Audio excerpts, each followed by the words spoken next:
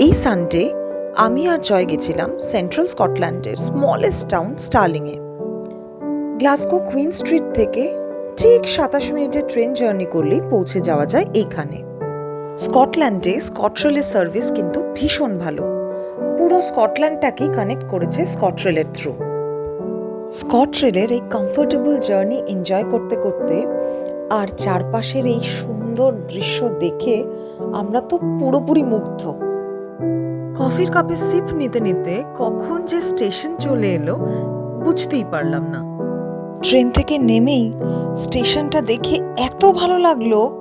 পাহাড়ের মাঝখানে সুন্দর পরিপাটি ঝকঝকে একটা সাদা নীলের আর্কিটেকচারে অপূর্ব সুন্দর স্টেশন। আমি তো বেশ কিছুক্ষণ সময় স্টেশনের ভিডিও করেই কাটিয়ে দিলাম, এত অপূর্ব স্টেশনটা। স্টেশন থেকে বেরিয়েই স্টার্লিং শহরটাকে দেখলাম। ছোট্ট সুন্দর পরিপাটি এই শহরটা আমাদের মনটা জাস্ট কেড়ে নিল, এত অপূর্ব।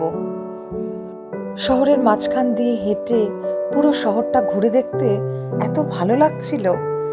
স্কটল্যান্ডের ওয়েদার ম্যাক্সিমাম টাইমই মেঘলা থাকে, অনেকটা আমাদের শিলংয়ের মতো। তাই তো শিলংকে আমাদের ইন্ডিয়ার স্কটল্যান্ড বলে।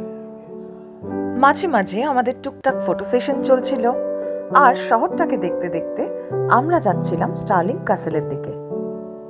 স্কটল্যান্ডের কিন্তু প্রত্যেকটা শহরই ভীষণ সুন্দর দেখতে। প্রত্যেকটা শহরের একটা আলাদা সৌন্দর্য আছে।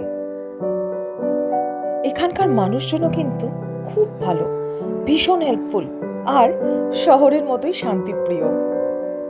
কথা বলতে বলতেই পৌঁছে গেলাম স্টার্লিং ক্যাসেলে। ক্যাসেল থেকে পুরো শহরটার একটা ভিউ পাওয়া যাচ্ছিল। এত অপূর্ব লাগছিল সেখানে বসে থাকতে। আমরা বেশ কিছুক্ষণ সময় এই ক্যাসেলে কাটিয়েছি। ক্যাসেলের হিস্ট্রি শুনতে শুনতে আমাদের গায়ে গুজবাম্পস দিচ্ছিল। ইতিহাসের সাক্ষী হয়ে বছরের পর বছর দাঁড়িয়ে আছে এই ক্যাসেলটা। ক্যাসেলের বাইরে বসে সেদিন আমরা স্টার্লিং শহরের সন্ধে নামা দেখেছিলাম। তোমাদের কেমন লাগলো স্টার্লিং শহরটা?